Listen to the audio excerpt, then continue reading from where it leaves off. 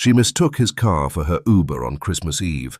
The Mafia boss locked the doors and said, "You're not leaving, Bambi."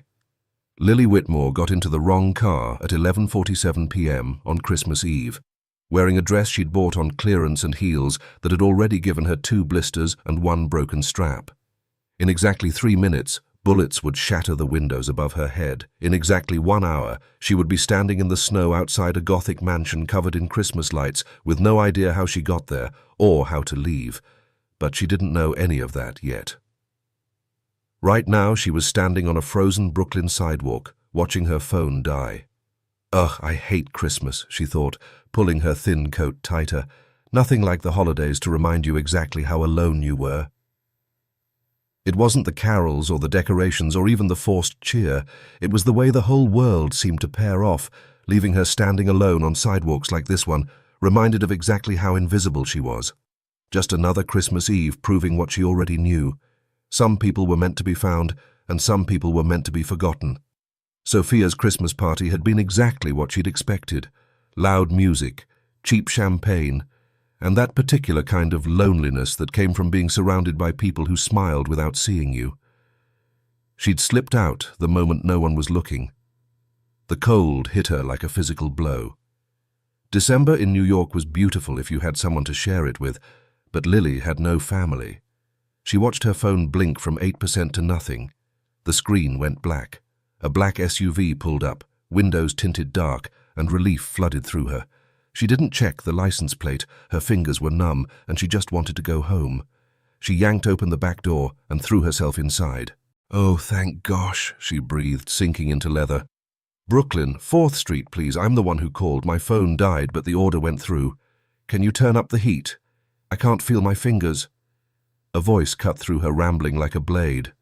"Who are you?" Lily's eyes snapped open. The man in the front seat had turned, and everything inside her went still. Ice-blue eyes pinned her in place, set in a face carved from stone, sharp jaw, dark hair, an expression that suggested her presence was an inconvenience he was calculating how to remove. She tried to find her voice, stammering under that frozen stare. I'm the one who called. The Uber. You're supposed to take me to Brooklyn." He stared at her. Then his eyes flicked to the rearview mirror, and his expression hardened. The SUV lurched forward so hard her head cracked against the headrest. "Hey!" She grabbed the seat, indignation flooding through her. "What are you doing? I will report you." Another car pulled alongside, black, sleek. The window rolled down. A gun. The sound that escaped her was barely human. "Is that... Oh my God!" A hand shot back, grabbed her hair, and shoved her face toward the floor. "Down!" One word. Not a request. The first bullet shattered the back window. Lilly screamed, glass raining down as she pressed her face into carpet. More shots, crack, crack, crack, and she could hear him speaking rapid Italian, completely calm, as if being shot at was routine. "Let me out!" she screamed. "Stop the car!" The single word that came back was flat, final. "No." The chase continued, sharp turns, bullets pinging off metal. When it finally stopped, she stayed face down, trembling. Up. A hand gripped her arm and pulled her upright. Through the cracked window, a Gothic mansion draped in Christmas lights. He was already out, moving to her door. When he opened it, his expression was stone. Lilly pressed back against the seat, her voice shaking. "I'm not going anywhere with you." His hand closed around her elbow, unbreakable, and he pulled her out, dragging her toward the house. "Let go!" She tried to yank free. "I said let go!" His voice was flat, cold, eyes fixed ahead as he walked. "Wrong car. Those men saw your face, now you're coming with me. I'm not... You walk out that gate. They grab you in 2 minutes." His jaw tightened. "They think you're my woman. They'll use you, or kill you." Her blood ran cold, but she kept fighting his grip. "Tell them I'm not." "Won't matter." Still walking. "They saw. That's enough." "You can't." "Stop talking." The words cut like a knife. "I have things to handle." The front door burst open. A small round woman rushed out in a red apron, white hair flying. "Nico! C'è successo!" The old woman spotted Lilly and stopped dead. Worry vanished, replaced by pure joy. "A girlfriend!"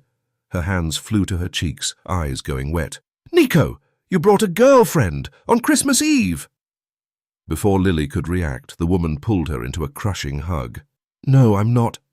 Lilly tried to pull back, words muffled against the woman's shoulder. The old woman released her just enough to cup her face, examining her like a prize. "She's beautiful," she breathed. "Look at these eyes. Nico, where have you been hiding her?" Desperation made Lily's voice crack. "I'm not his girlfriend. I got in the wrong car." But the woman wasn't listening. She pinched Lily's cheek hard enough to sting, her smile impossibly wide. "So modest, and this figure, my grandchildren will be gorgeous." Lily's voice rose an octave. "Grandchildren? I thought he was my Uber." The old woman leaned in conspiratorially, loud enough for everyone to hear. "She's shy. Don't worry, Tesoro. The Santoro men are intense." "I'm not shy." Lily's voice went shrill. "I was kidnapped." The woman paused, blinked, looked at Nico, who stood at the doorway showing nothing. A slow smile spread across her weathered face, hands clasping together. "Romantic." Lilly felt her jaw drop. "What? How is kidnapping romantic?" The woman was already steering her inside, grip surprisingly strong. "Your father kidnapped me, you know. Well, aggressively courted. I was engaged to someone else." She sighed dreamily. "He didn't care. Very passionate, the Santoro men." This was her chance. Lilly spotted the still open door and bolted. She made it 3 steps before a wall of muscle materialized. A massive man, hands like dinner plates, face like carved granite, blocked her path. She tried to dart around him. He simply shifted, immovable as concrete. "Let me go!" She shoved at his chest. Nothing. Nico's voice came from behind, flat and bored. "Marco! Inside!" The giant took her arm, not rough, just inevitable, and steered her back through the door. The old woman patted her hand soothingly. "Such spirit. I love her already. I'm Rosa, Tesoro, Nico's mother." She beamed. "Are you hungry? You're too thin. We need to feed you before you give me grandbabies." Lilly looked desperately at Nico, who was climbing the stairs. "Are you going to say anything?" He paused on the 3rd step, turning just enough to look at her. Those ice-blue eyes held nothing. "Mother will handle you." His voice was flat as stone. "Stay inside. Don't try to leave." "She thinks I'm your girlfriend." Lily's voice cracked with disbelief. He paused again.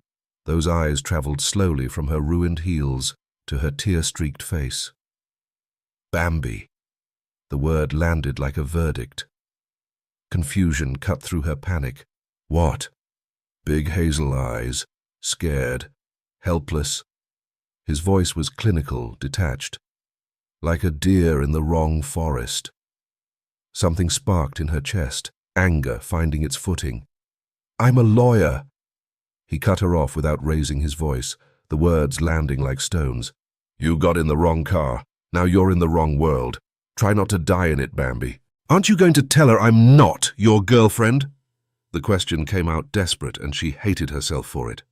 The single syllable landed like a door slamming shut. "No!" Her voice cracked, rising.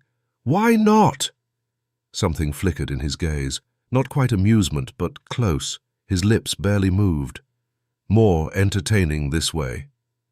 Then he was gone, swallowed by shadows.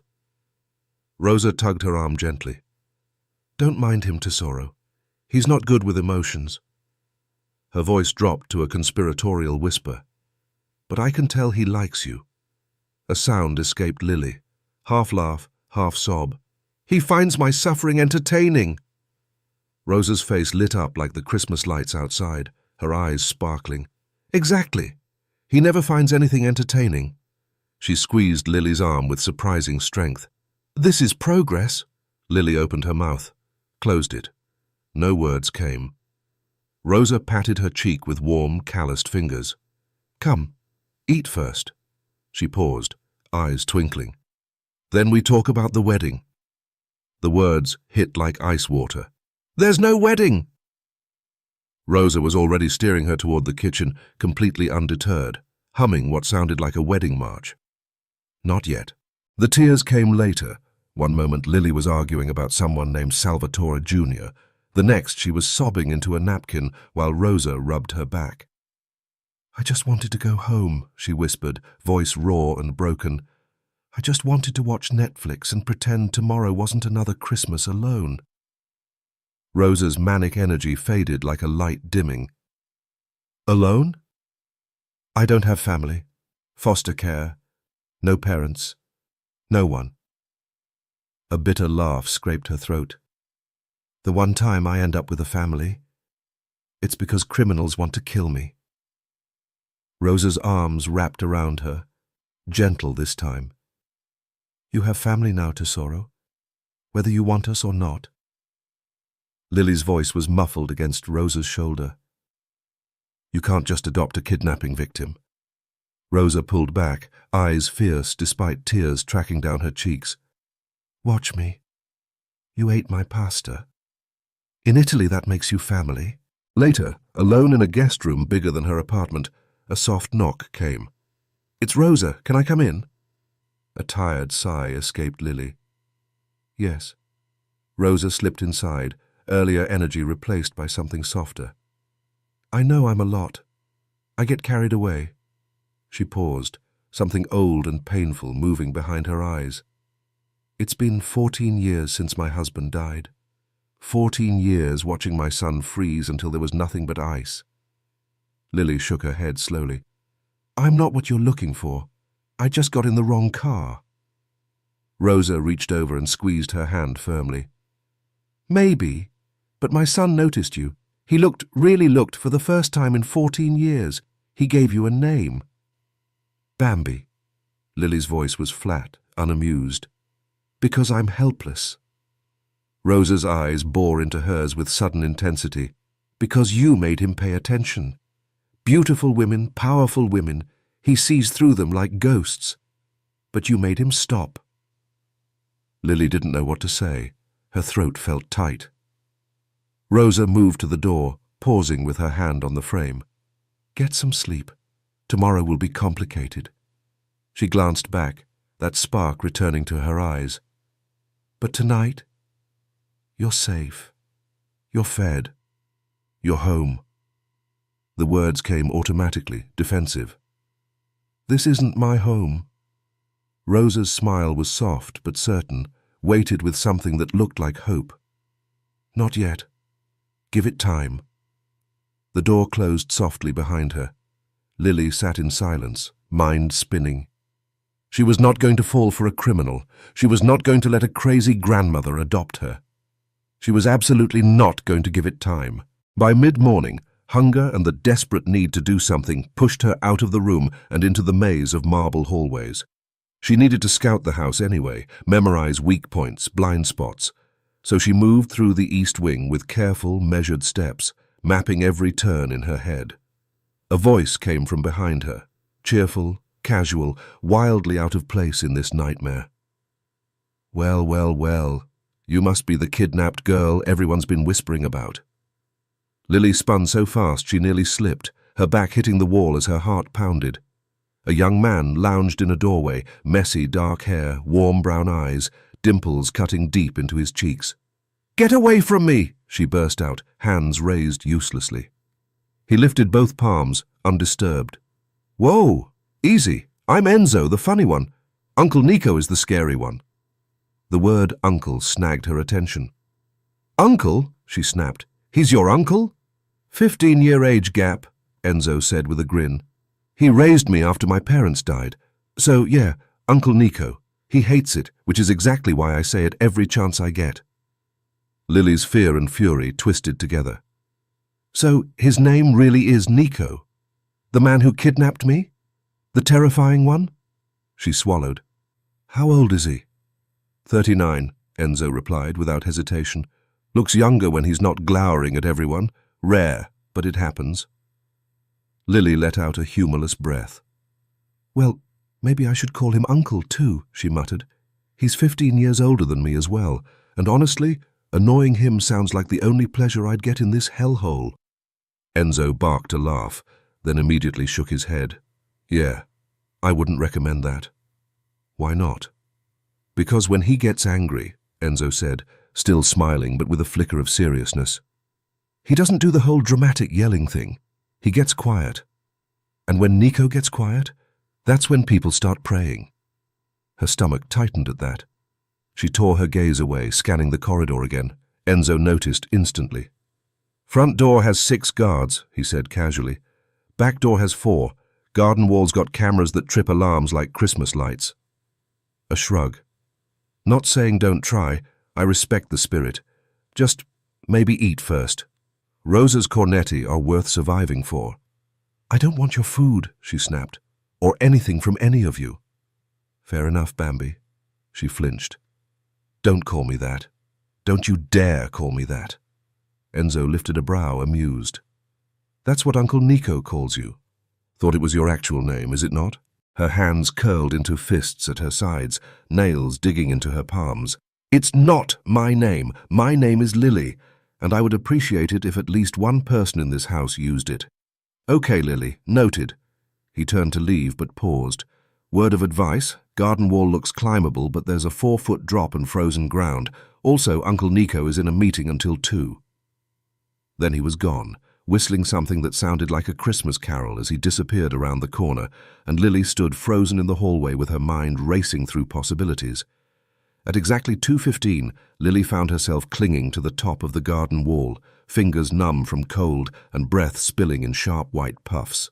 The stone was slick with frost, and the borrowed heels were useless for climbing, but sheer desperation had pushed her this far. Freedom was so close she could taste it.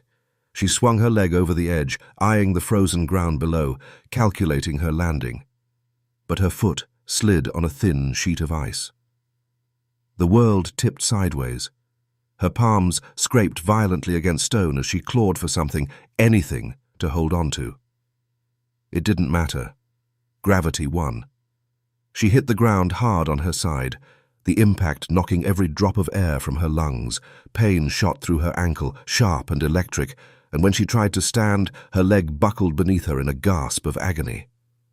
A voice drifted down from above, cold, flat, and so calm it made her stomach drop.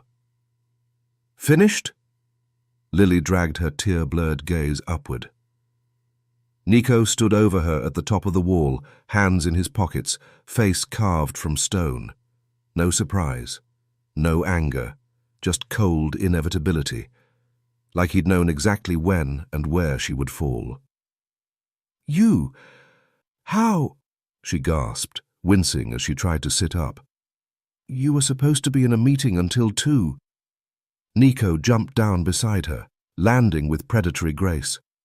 As he crouched, his eyes traveled over her ankle, assessing it like a problem to be solved. Then his attention flicked to her face. His voice dropped, quiet and razor-sharp.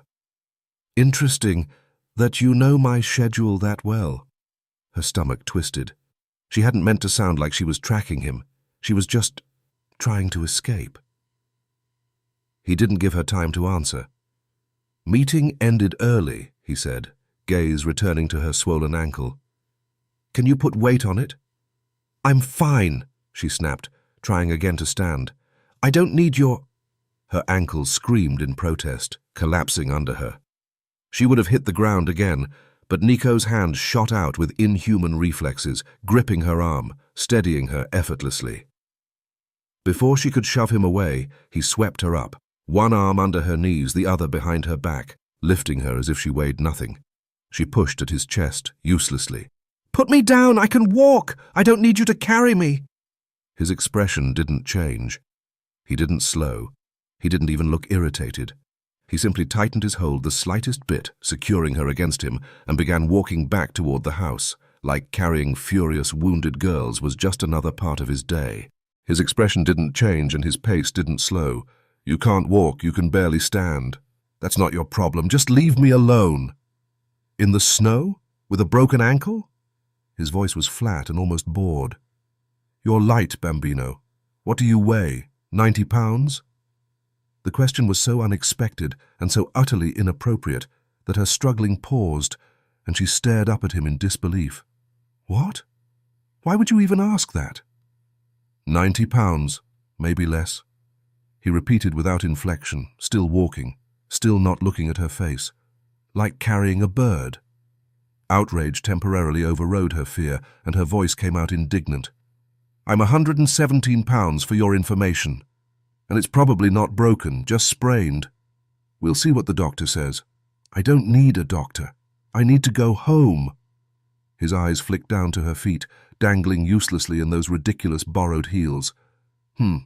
These feet. What size are they? 5? She squirmed in his grip with her face flushing with something that burned hot.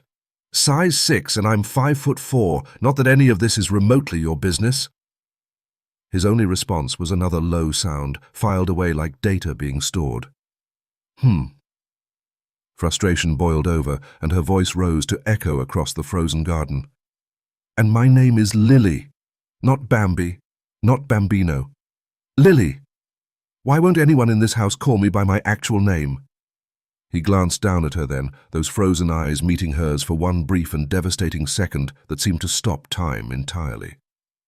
I know, Bambi. Something in his gaze made the words die in her throat before they could form.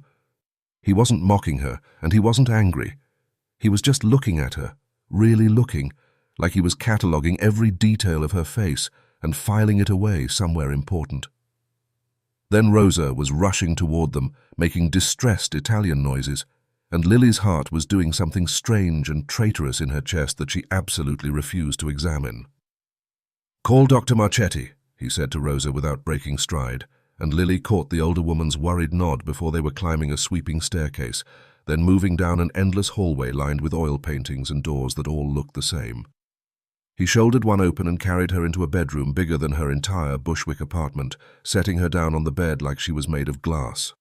She immediately scrambled backward against the headboard, her injured ankle screaming in protest. He watched her retreat with those unreadable eyes, then disappeared through a door. When he returned, he was holding a small jar of something that smelled like eucalyptus. Give me your ankle. No. She tucked her feet beneath her despite the pain. Don't touch me. He didn't argue, just looked at her with that frozen stare and waited. Extend your ankle, Bambi. She didn't know why she obeyed. Later, she would blame exhaustion, shock, the way his voice dropped into something that wasn't quite command, but wasn't quite request. But she found herself stretching out her leg like a child, following instructions she didn't understand. His hands were warm. That was the first surprise. She'd expected ice, expected those cold eyes to translate into cold fingers, but his touch was gentle, almost unbearably so, as he cradled her swollen ankle and worked the cream into her skin with slow, careful strokes. Who would have thought this frozen man could be this gentle, she thought, watching his hands move, like I'm something worth being careful with. When he finished, he wiped his hands and straightened, his expression shuttering back into that unreadable mask. Rest until tonight, 7 o'clock. He moved toward the door. Family dinner, the Christmas dinner we missed last night because I was late. I'm not your family. The door clicked shut behind him. Lily stared at the ceiling, her ankle wrapped in warmth and her heart doing something absolutely unacceptable. What the hell just happened? She nurtured to herself. The red dress appeared on her bed at 7 o'clock, laid across the white bedspread like a splash of blood against snow. It was beautiful, deep crimson silk with long sleeves and a neckline that would show her collarbones. Next to it sat strappy satin heels in the exact same shade of red. She absolutely should not try them on. The dress fit like it had been made for her body, and the shoes fit perfectly, like Cinderella's glass slipper if Cinderella had been kidnapped by the Italian Mafia. £117, size 6 shoes, 5'4", every number she'd shouted at him in anger he'd remembered and used to choose something that fit perfectly. Instead of changing back, she walked down the grand staircase with her heart pounding, every step feeling like walking toward something inevitable. The dining room fell silent when she appeared in the doorway, every conversation dying mid-sentence as heads turned toward her. Rosa's hands flew to her mouth as tears sprang to her eyes, and Enzo let out a low whistle of appreciation that earned him a sharp glare from Marco across the table. Nico was the only one who didn't look up from his plate, cutting his food with precise mechanical movements. Rosa rushed toward her with hands clasped together like she was witnessing a miracle. "Bellissima! Oh, tesoro, look at you, the color, the fit, everything is perfect." She spun toward her son with excitement building. "Nico, look! See how beautiful she is! You chose so well, my son!" Heat flooded Lily's cheeks as her eyes snapped to Nico's impassive face with sudden understanding. "Wait, you chose this? You picked out this dress for me?" He continued eating without looking up, his expression utterly neutral. "Your dinner is getting cold, Bambi." "That's not an answer," she pressed, her voice sharper than she intended. "Did you or did you not choose this dress?" Rosa answered for him, beaming with pride. "He spent an hour with the catalogue, tesoro, an hour. My son, who never shops for anyone, not even for his own mother, measuring with his eyes, comparing colors, holding up fabric swatches to the light. Mama." Nico's voice was soft, but cut through like a blade through silk. "Enough." "Why?" Rosa's smile turned mischievous. "You are embarrassed? My Nico, embarrassed? This I have never seen."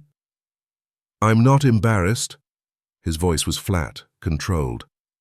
"I'm eating." Rosa fell silent, but her knowing smile didn't dim, and she steered Lily toward an empty chair with gentle insistence. Enzo leaned across the table with his dimples flashing mischievously. "Uncle Nico never buys anyone presents, ever. Not even for Christmas. This is genuinely historic. I should mark my calendar and alert the media." Nico's fork paused halfway to his mouth, and his voice dropped dangerous and low. "One more word, Enzo." "What?" "I'm just making an observation." Enzo's eyes went wide with false innocence. "It's sweet, really. Uncle Nico playing dress-up with his little Bambi like she's his own personal doll." Marco finally spoke from his end of the table, his voice gruff. "Boy's got a death wish." "Nah, he won't kill me." Enzo grinned. "I'm his favorite nephew." "You're his only nephew," Marco pointed out dryly. "Exactly. Irreplaceable." The glare Nico leveled at Enzo could have frozen the Mediterranean in August. But Enzo just grinned and returned to his food without an ounce of repentance. Lily stared at her plate and tried desperately to process what was happening. This man had kidnapped her, called her Bambi like she was a pet instead of a person with a law degree. And yet he'd spent an hour choosing her a dress that fit like it was made for her. When the meal finally ended, Lily escaped toward the stairs, desperate for solitude. She was almost to the landing when his voice stopped her cold, a single word, low and commanding. "Bambi." She turned slowly, her hand gripping the banister hard enough to hurt, and found him standing at the bottom of the stairs, half shrouded in shadow with his face completely unreadable. "What do you want?" The words came out sharper than she intended. His voice was flat when he spoke, but something flickered in those frozen eyes. "You didn't thank me for the dress." "I didn't ask for a dress." Her hand tightened on the banister until her knuckles went white. "I didn't ask for any of this." "And yet you're wearing it." She had no response to that, because he was right. She could have refused, could have come down in her old clothes, but she hadn't. The silence stretched between them, heavy and charged.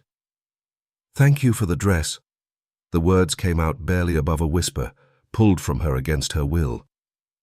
He looked at her then, really looked, his gaze traveling slowly from her heels up her silk-covered legs to her flushed face, taking in every inch of red fabric and pale skin with an intensity that made her feel more exposed than if she'd been naked.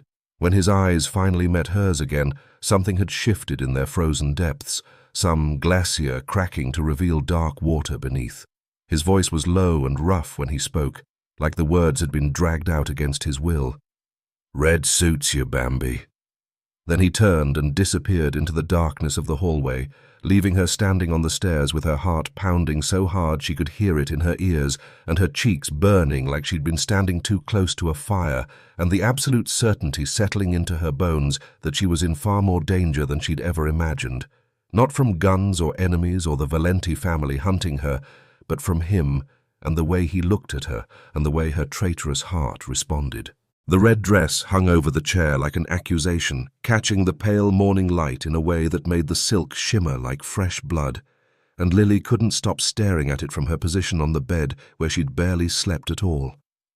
Every time she closed her eyes, she saw Nico's face at the bottom of the stairs, heard his voice saying those words that had burrowed under her skin and refused to leave. "Red suits you, Bambi," and felt that traitorous flutter in her chest that had no business existing in a kidnapping situation. She needed to get out of here before something happened that she couldn't take back. By 8 o'clock she was dressed in plain clothes and moving through the mansion with purpose. The kitchen was warm with the smell of fresh coffee, and Rosa stood at the stove with her back turned, humming an Italian lullaby. Lily's eyes found what she was looking for immediately: a small paring knife sitting next to a bowl of fruit. She moved without thinking, her hand closing around the handle and slipping it into her back pocket, her heart hammering so loud she was sure Rosa would hear it. But Rosa kept humming, and Lily slipped out with the knife pressed against her spine. She found Enzo in the garden an hour later, sitting on a stone bench with his face tilted toward the weak winter sun. He opened his eyes when he heard her footsteps, and that familiar grin spread across his face. "Lily."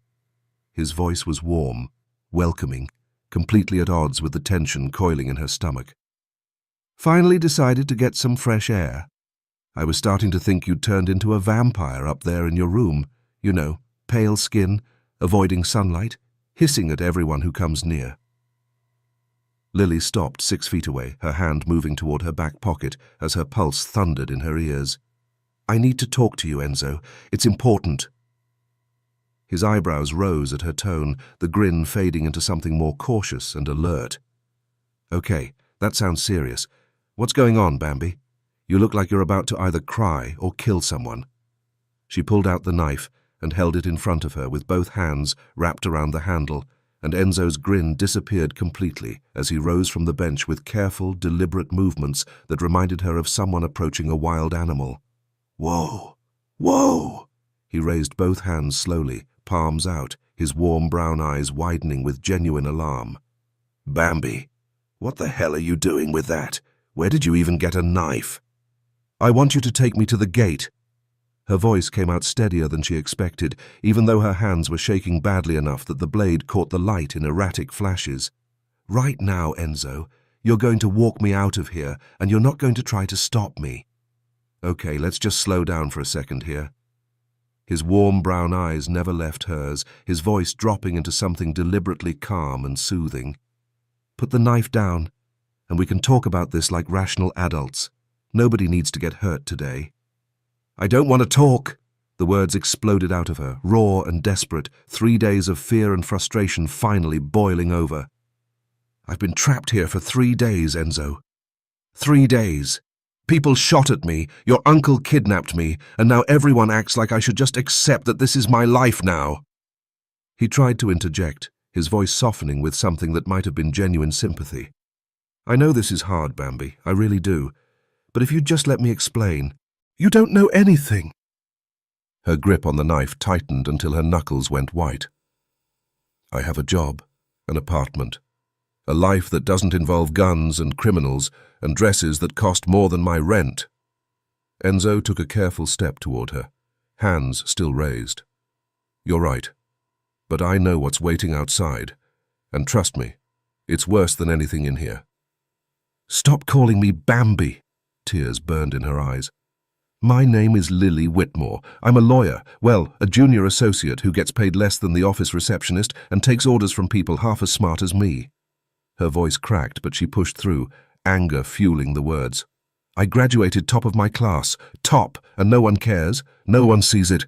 But that tiny apartment and that pathetic paycheck and that invisible life, it's mine, my freedom, and I want it back. And I'm not spending one more day as a prisoner." Something shifted in his expression, genuine sympathy, maybe respect. "You really want to leave, knowing the Valentis will grab you the second you step outside?" "I'll take my chances. Anything is better than this cage." "Is it?" His gaze sharpened, suddenly reminding her of his uncle. "You're alive, You're fed. Yeah, Uncle Nico is terrifying, but he's the only reason you're still breathing. He's the reason I'm in danger. No. Enzo's voice went hard. Lorenzo Valenti is the reason. Nico is the reason you're not already dead. There's a difference. The words hit her like a blow, but she remembered the cage, however gilded. Take me to the gate, Enzo, please. Her voice cracked. Just let me go. He studied her for a long moment, then sighed. Okay, I'll take you, but I need you to understand something first. What is it? Her grip on the knife loosened slightly. The moment you walk through that gate, I can't protect you. Neither can Uncle Nico. His voice was deadly serious now. And Lorenzo Valenti won't just kill you. That would be too merciful. He'll use you first, to hurt Nico, to send a message. Ice flooded her veins, but she forced herself to hold his gaze. I understand. I'm still going. Enzo sighed, accepting defeat. Okay, your choice. He started walking toward the front of the property. Come on, I'll take you to the gate. She followed him down the winding path, past frozen fountains and dormant rose bushes and statues that watched her with blank stone eyes, her grip on the knife never loosening, even as doubt began to creep into the edges of her resolve. The front gate loomed ahead, massive iron bars topped with spikes that suddenly looked less decorative and more like a warning. Enzo stopped by the security panel and turned to face her one last time, his expression heavy with something that looked almost like grief. Last chance to change your mind, Lilly. Once you're out there, you're completely on your own. I won't be able to help you. She forced the word out through a throat that had gone completely dry, her heart pounding so hard she could hear it in her ears. Open it, please. He typed in a code, and the gate swung open with a soft, mechanical hum, revealing the frozen sidewalk and grey Manhattan street beyond. Freedom stretched before her, or at least the illusion of it. Good luck, Lilly. Enzo's voice was quiet, almost sad, weighted with genuine concern. I really mean that. Stay safe out there, if you can. She didn't look back as she walked through the gate. Didn't see him pull out his phone the moment she was gone. Didn't hear him speak 3 urgent words into the receiver. She's out. Hurry. The street was quieter than she'd expected. Residential and tree-lined with expensive brownstones and parked cars that cost more than her annual salary. Lilly walked as fast as she could without breaking into a run, her eyes scanning desperately for a taxi, a bus, anything that could take her away from here. A cab appeared at the end of the block, and she stepped into the street with her arm raised, waving frantically to get the driver's attention. The driver didn't even slow down, his off-duty light glowing yellow as he passed her without a second glance. She tried again with the next one, and the next one, but they all kept driving like she was invisible, like she was already a ghost, haunting these expensive streets. The black van appeared out of nowhere, sliding up to the curb beside her with a predatory silence that made her blood run cold and her stomach drop like a stone. The side door was already sliding open before she could react, and 2 men were climbing out with practiced efficiency, big, dressed in dark clothes, moving with the kind of coordinated precision that spoke of experience. Nico's woman? One of them asked the other, his voice casual and almost bored, like he was confirming a grocery order instead of identifying a kidnapping target. This the one Lorenzo wants? That's her. The second man was already reaching for her arm with thick, brutal fingers. Matches the description exactly. Brunette, small, pretty. Let's move before someone sees us. Ice water flooded Lilly's veins as terror wrapped icy fingers around her lungs and squeezed until she couldn't breathe. She tried to scream, but her throat closed up completely, tried to run, but her muscles locked in place. Please. The word came out as a pathetic whisper as rough hands grabbed her arms and started dragging her toward the van. Please, you've made a mistake. I'm not his woman. I'm nobody. I just want to go home. Shut up. One of them clamped a meaty hand over her mouth, while the other grabbed her legs, lifting her off the ground like she weighed nothing. Boss wants you alive, but he didn't say anything about conscious, so you can come quiet or you can come unconscious, your choice. They were lifting her toward the van's gaping darkness when the gunshot split the morning air like a crack of thunder. One of the men screamed and released her arm, clutching his shoulder where blood was already blooming through his dark jacket like a deadly flower. Lilly hit the ground hard on her hands and knees, pain shooting through her palms, and through tear-blurred eyes she saw him standing in the middle of the street like an avenging angel carved from ice and fury. Nico, his gun still raised, his face completely expressionless, despite the violence radiating from every line of his body. "Put her down." His voice was cold enough to freeze fire, each word sharp as a blade. "Now. I won't ask twice." The uninjured man pulled a gun of his own, pointing it directly at Lilly's head with a hand that wasn't quite steady. "Back off, Santoro. She's coming with us. Lorenzo's orders." Nico didn't even flinch at the weapon aimed at her skull. He took a step forward, utterly unconcerned, his ice-blue eyes never leaving the man's face. "You have 3 seconds to drop that gun before I put a bullet between your eyes. And trust me, I don't miss." The man's voice cracked with desperate bravado as he tried to hold his ground. "Lorenzo wants her." 1. Nico's voice was flat, emotionless, counting down like a metronome. "You're outnumbered, Santoro. There's 2 of us and 2. The man's hand was shaking badly now, sweat beading on his forehead and dripping down his temples despite the freezing December temperature. His partner was groaning on the ground, blood pooling beneath him on the frozen pavement.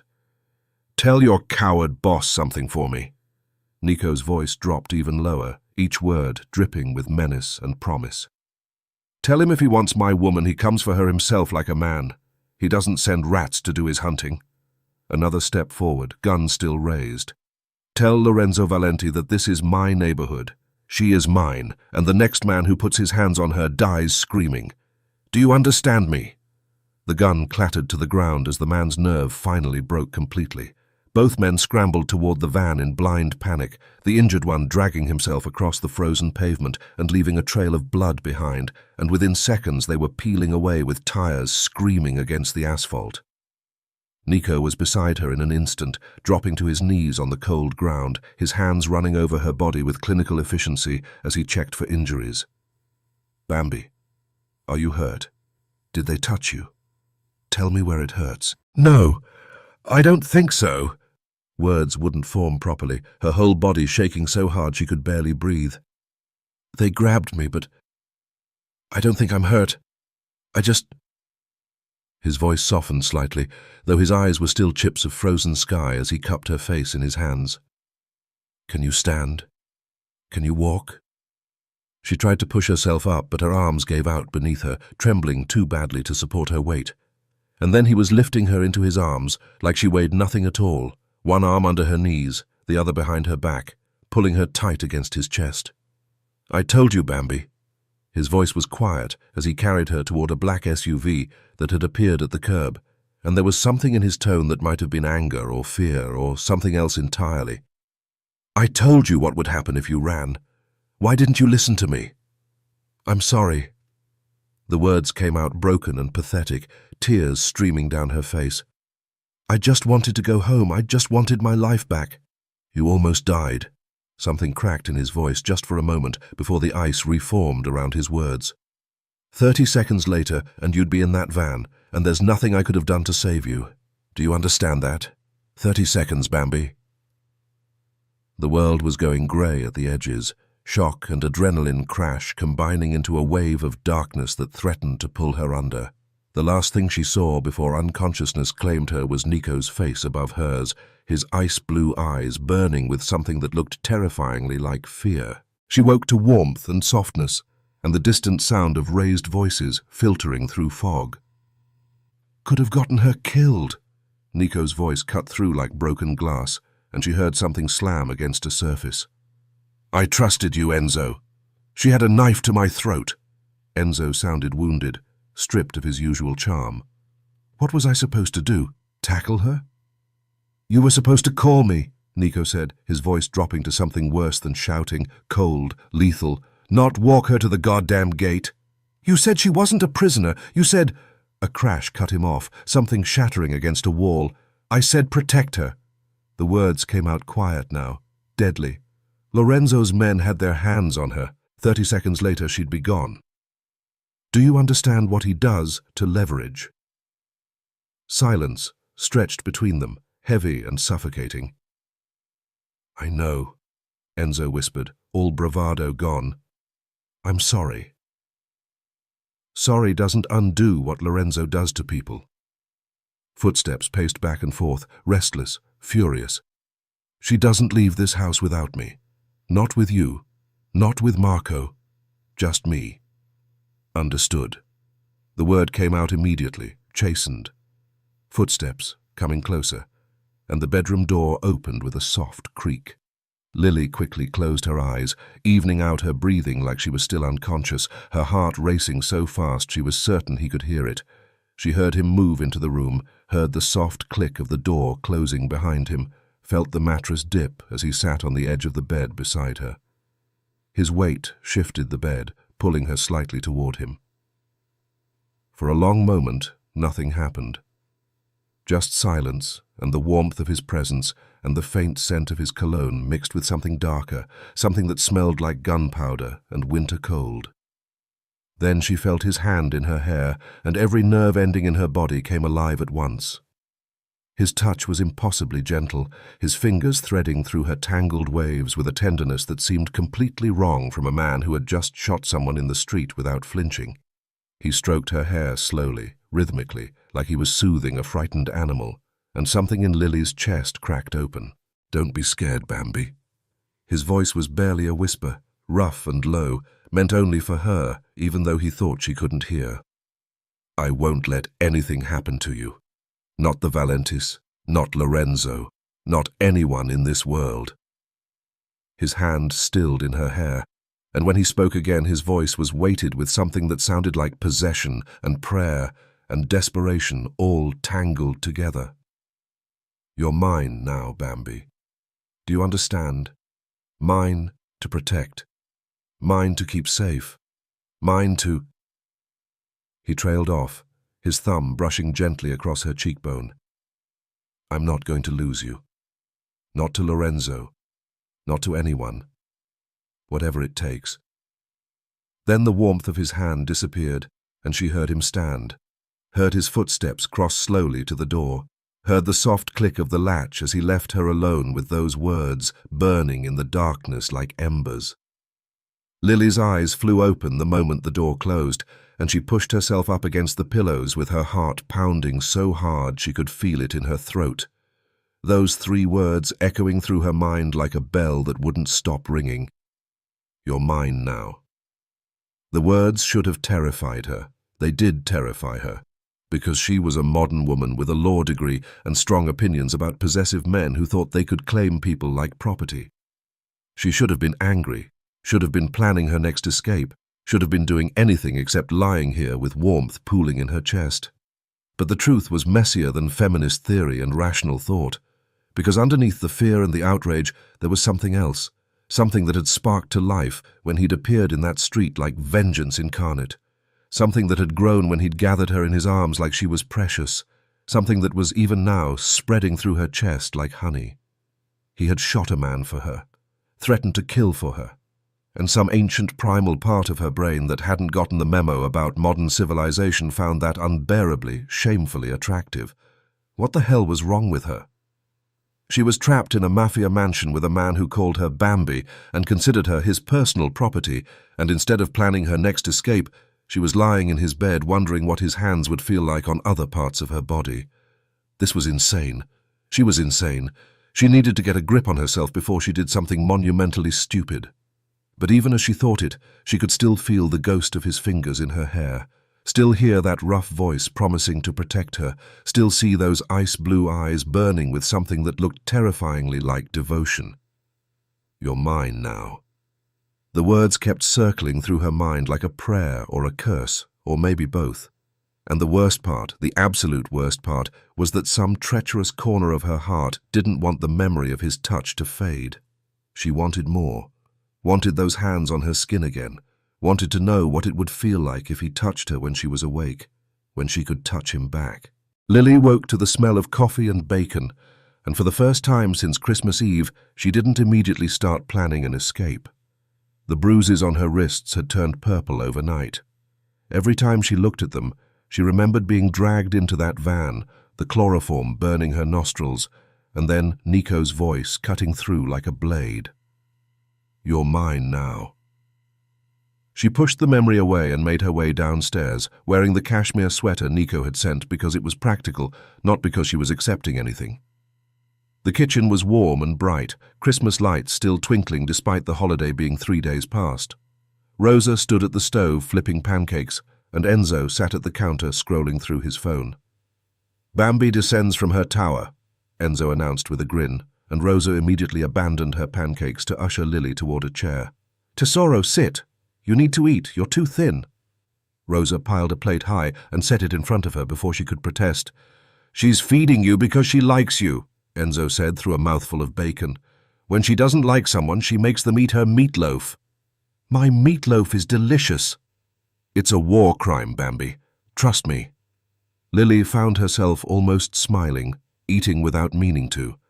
Enzo opened his mouth to say something else, but the words died when Nico walked in. She looked up and couldn't look away.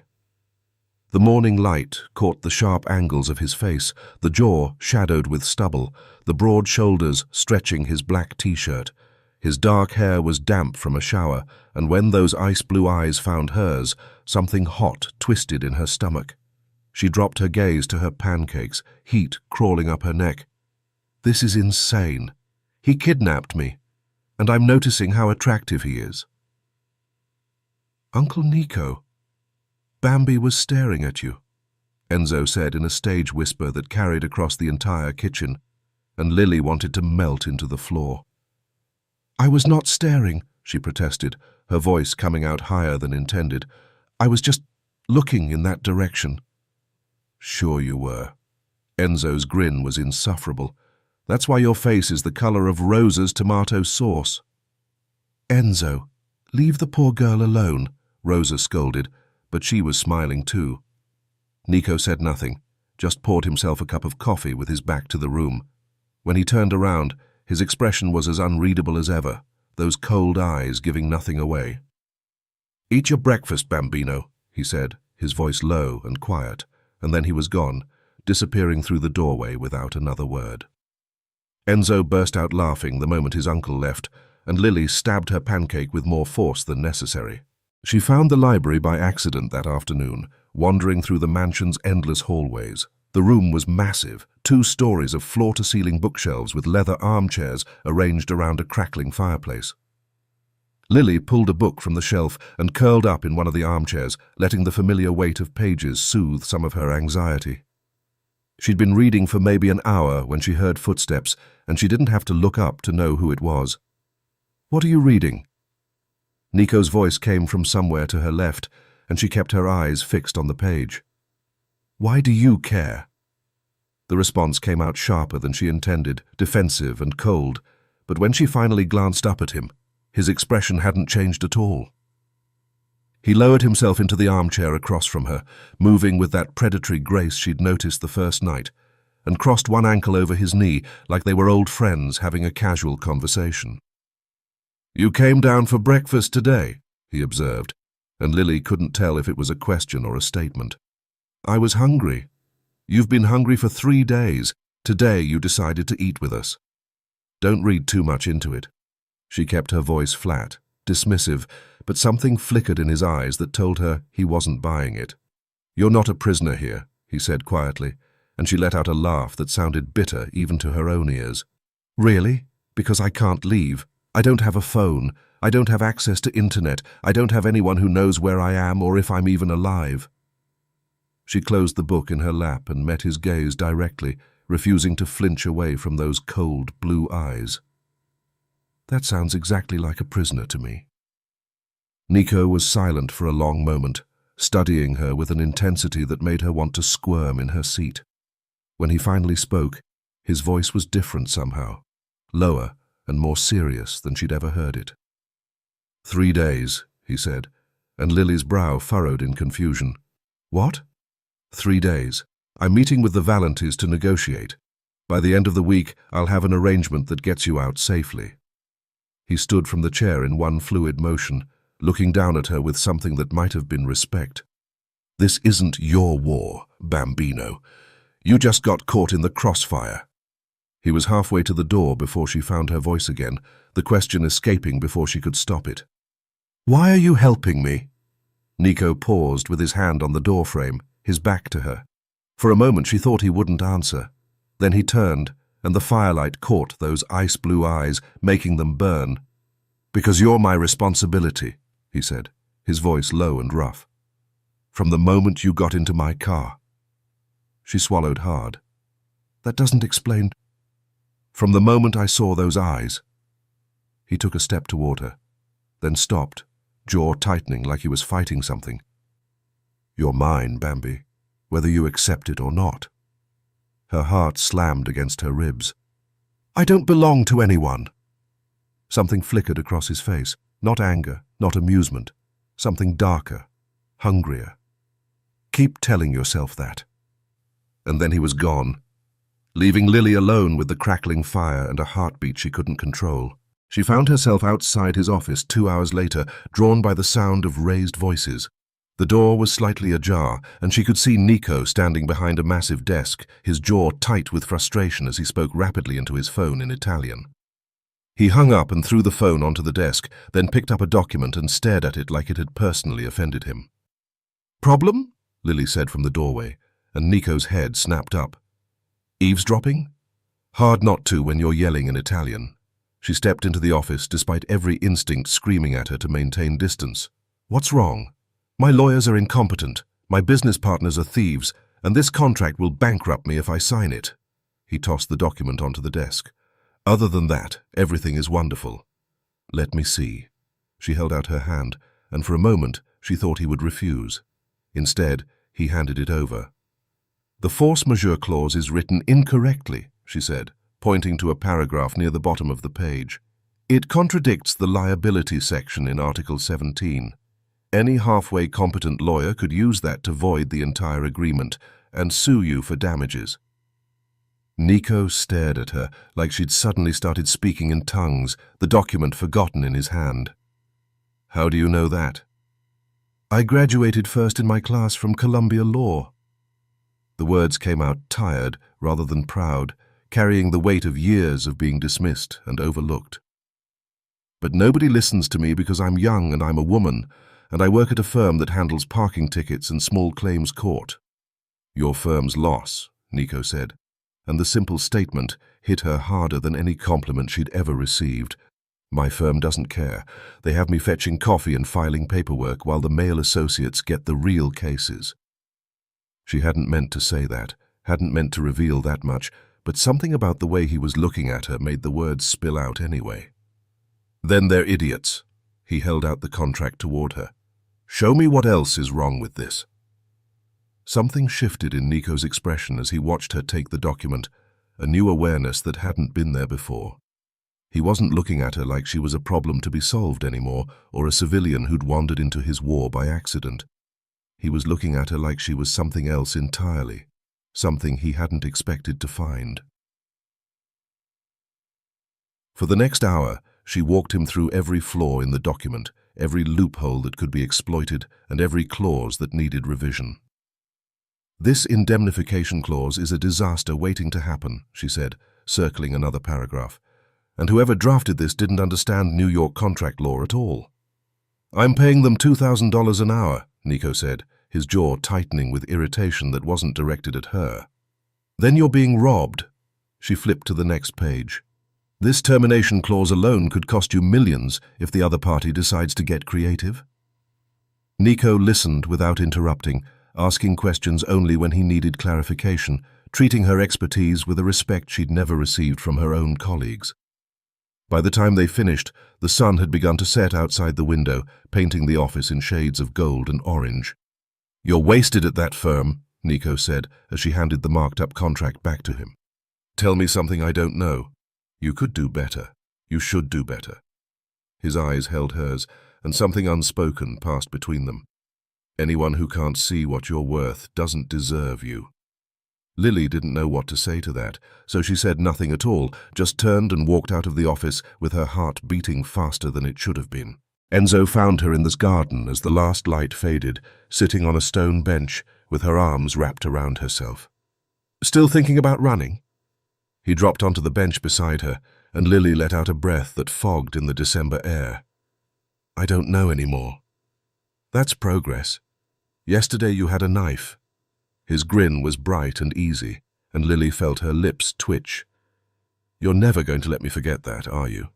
"Absolutely not. Most exciting thing that's happened to me in months." He stretched his legs out. "Besides, it was kind of badass. Stupid, but badass. I wasn't actually going to stab you. I know, your hands were shaking too much." He said it gently, without mockery. "Why do you stay here?" she asked after a moment. "This life is dangerous. You could leave." Enzo's smile faded. "My parents died when I was 9. Car accident, nothing glamorous. Nico took me in, raised me. He was 24 years old and suddenly responsible for a traumatized kid who wouldn't stop crying." Lily's heart clenched at the image. "This is my family," Enzo continued quietly. "The only one I've got. I'd die for these people. That's not something you walk away from." He turned to look at her, those brown eyes seeing more than she was comfortable with. "You're alone too, aren't you? I can see it. The way you fight like you've got nothing to lose." He nudged her shoulder gently. "Takes one to know one, Bambi." Lilly didn't answer.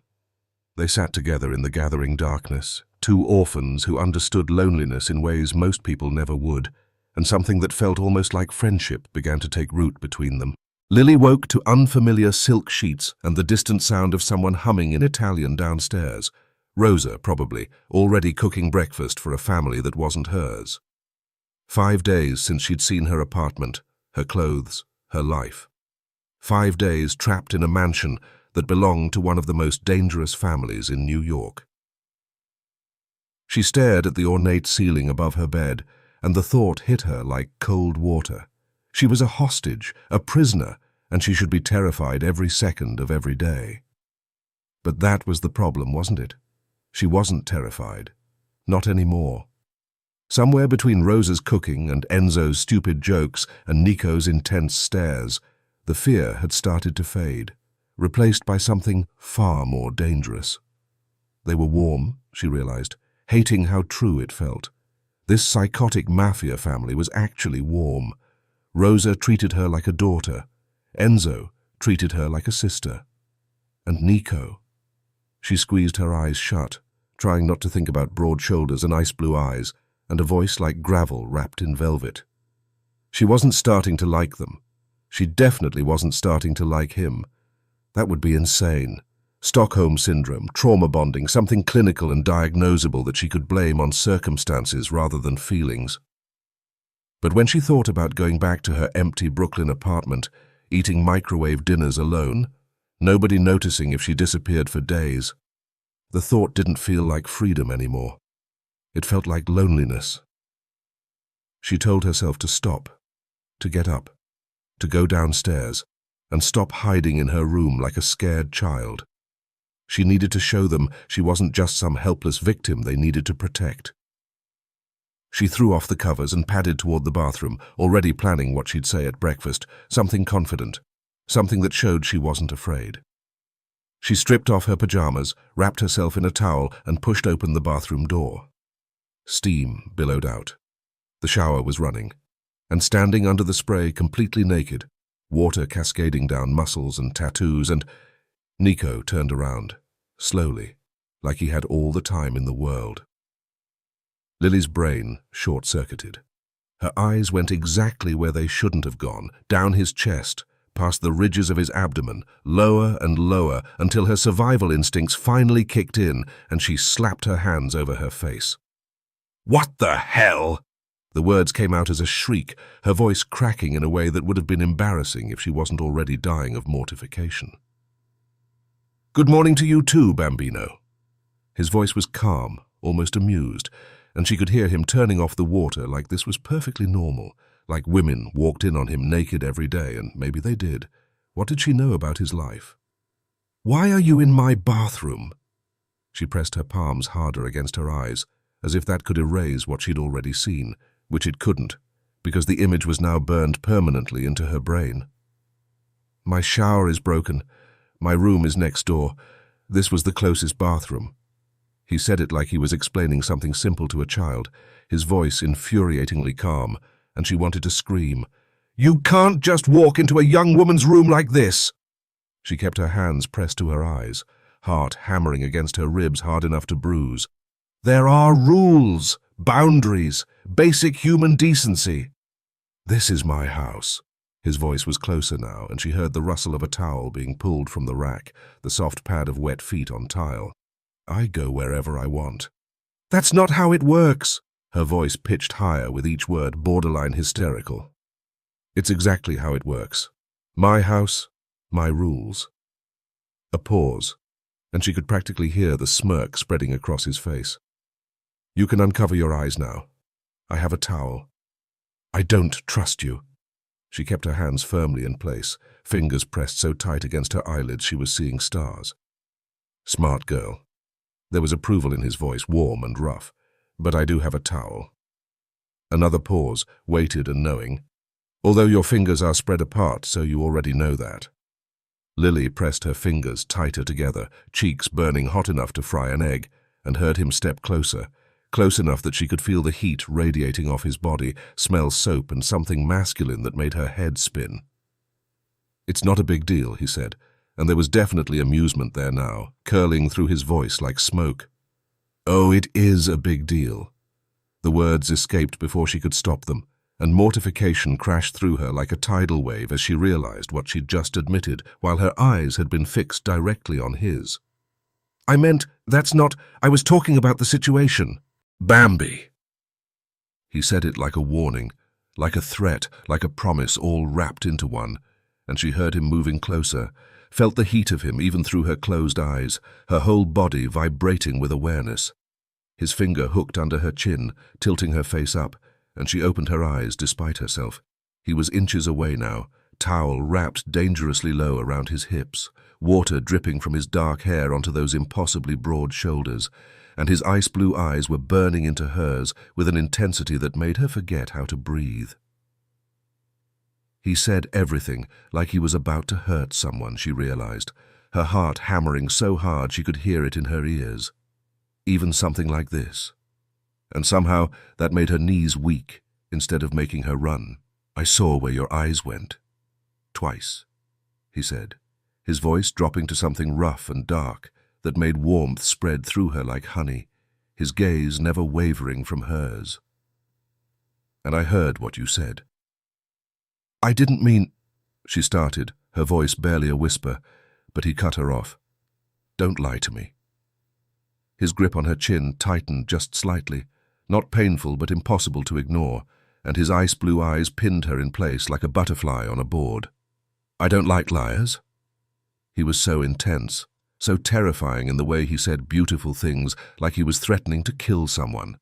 And God help her, she was starting to think she liked it.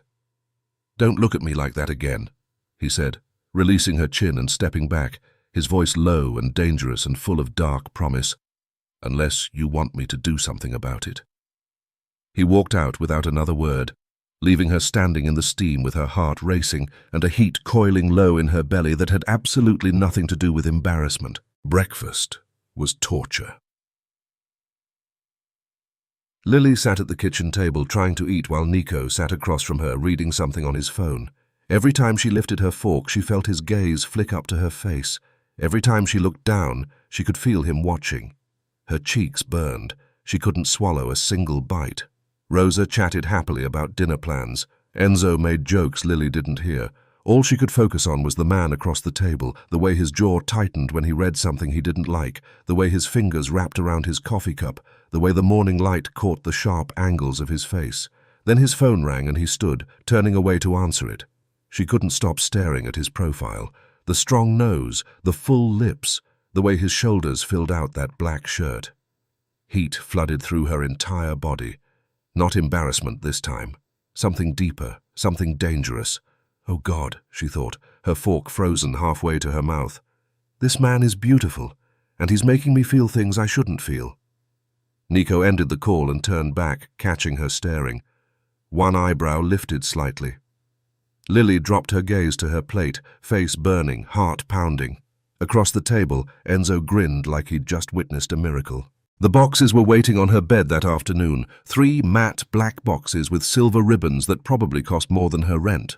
No card, no note, just sitting there like a challenge she hadn't asked for. The first held cashmere sweaters in soft creams and deep burgundies, fabric so delicate it felt like touching clouds. The second held silk blouses and tailored pants, the kind of clothes she'd only ever seen in magazines or through windows of stores she could never afford. The third made her stop breathing. Black lace, delicate, expensive, absolutely scandalous black lace that barely qualified as underwear. It was laid out against tissue paper like it belonged in a museum, intricate patterns designed to hide nothing while suggesting everything. She picked up one piece, holding it to the light, and heat flooded her face as she imagined wearing it. Imagined someone seeing her in it. Imagined his ice-blue eyes darkening as he took in the lace against her skin, his hands reaching to trace the patterns, his voice dropping to that rough whisper. She shoved the thought away before it could fully form, but the warmth lingering low in her belly told her exactly where her mind had gone, and exactly whose gaze she'd been picturing tracing over black lace and bare skin. Dinner that night was quiet. Rosa had disappeared into the kitchen to prepare dessert, and Enzo had excused himself to take a phone call, leaving Lilly alone with Nico at the massive table, candlelight flickering across his sharp features. She had almost relaxed when his voice cut through the silence. "Did you get your gifts?" She looked up, meeting those ice-blue eyes, and something in his gaze told her exactly which gift he meant. Her lips pursed with disdain. "You mean the black lace? That's your idea of a gift for a lady? Is that how you try to impress women?" she continued, her chin lifting, "with lingerie they didn't ask for?" Nico's lips curved, just slightly, barely there, and he raised his eyes to hers with a look that made her stomach flip.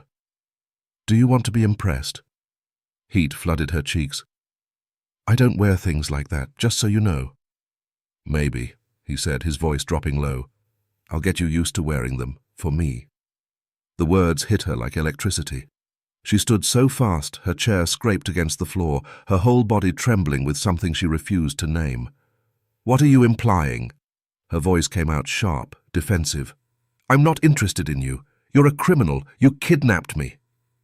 She turned and walked out to the terrace before he could respond, the cold December air hitting her like a wall. But even as she stood there, snow falling softly around her, she couldn't stop the image burning through her mind. Nico's hands on her skin, sliding over black lace, touching her everywhere while she wore nothing else. "Stop it," she told herself fiercely, gripping the stone railing. "Lilly, get yourself together. I forbid you to think about this. It can never happen. Never."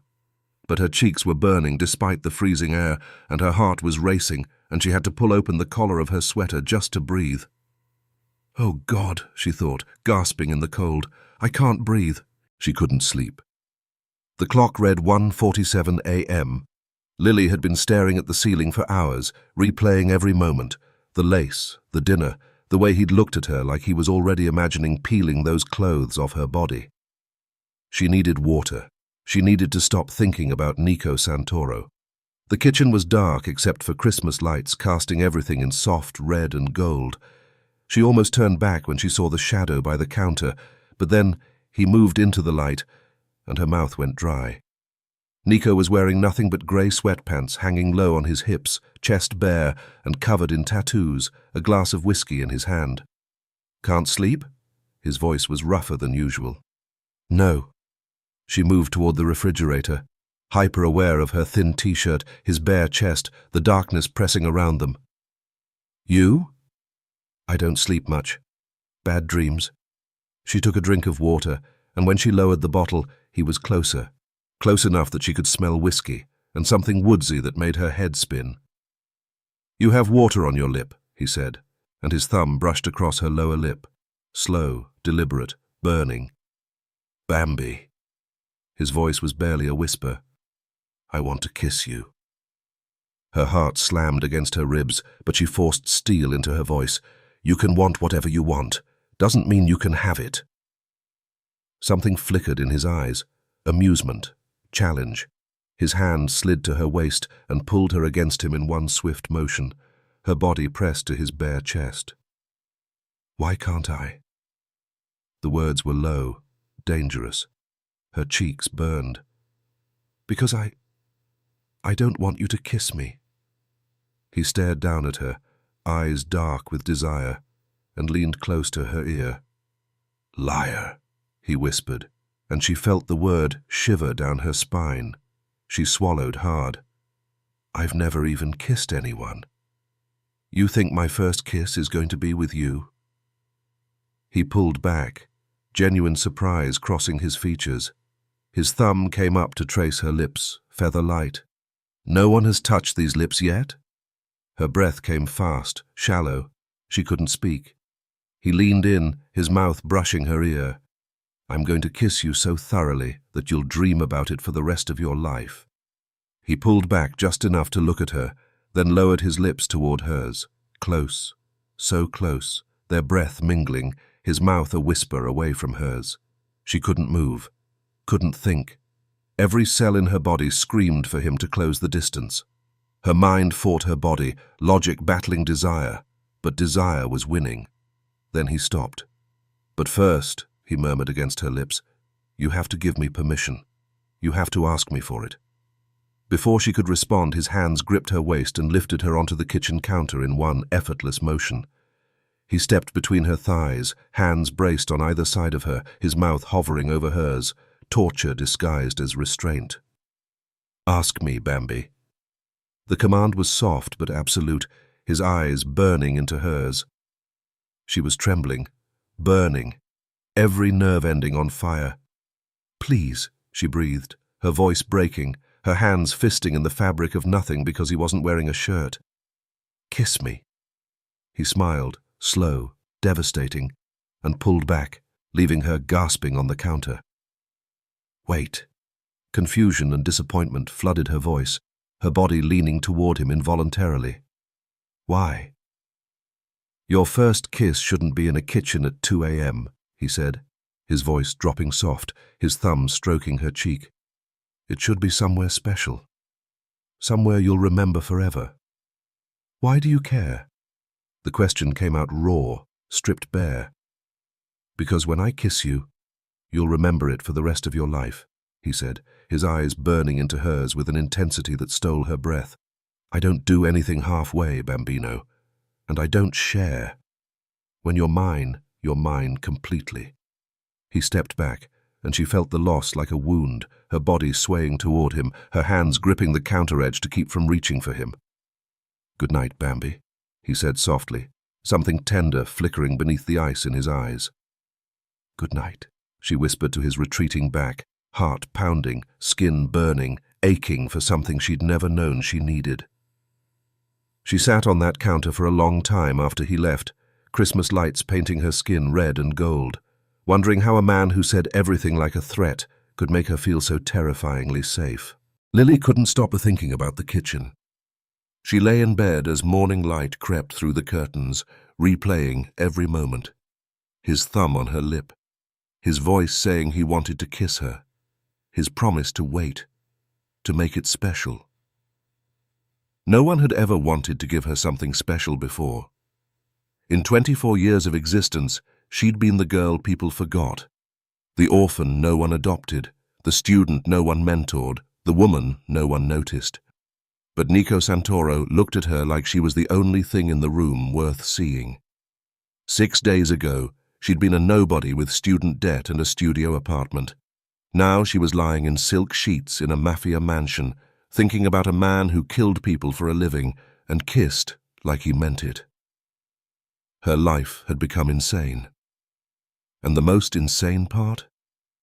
She didn't want to leave. She was still floating somewhere between disbelief and anticipation when she came downstairs for breakfast. And then the front door opened. The woman who walked in was tall, slim, with black hair cascading down her back like ink.